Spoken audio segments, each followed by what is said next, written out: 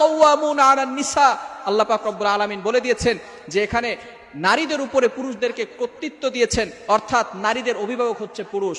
আপনারা যারা এই যে স্ত্রীরা যারা আমার আলোচনা শুনবে মিডিয়ার মাধ্যমে, ভালো করে শুনে রাখেন, যারা যে সমস্ত পুরুষরা আপনাদের ভরণ পোষণের দায়িত্ব নিবে না, যে সমস্ত স্বামীরা ভরণ পোষণের দায়িত্ব নিবে না, আল্লাহ পাক রব্বুল আলামিন তাদেরকে ভয়ঙ্কর শাস্তির ব্যবস্থা করে রেখেছেন।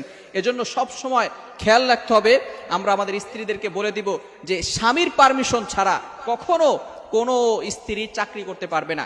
আমাদের নার্স দরকার, আমাদের মেয়ে ডক্টর দরকার, সুতরাং নারীরা সব কিছু করতে পারবে, তাতে আমাদের কোনো বাধা নাই। তবে অবশ্যই অবশ্যই নারীরা যেই কাজই করুক না কেন তারা পর্দার সাথে করবে। এটা আল্লাহ পাক রব্বুল আলামিন পবিত্র কোরআনুল কারীমের ভিতরে নিজেই ঘোষণা দিয়েছেন।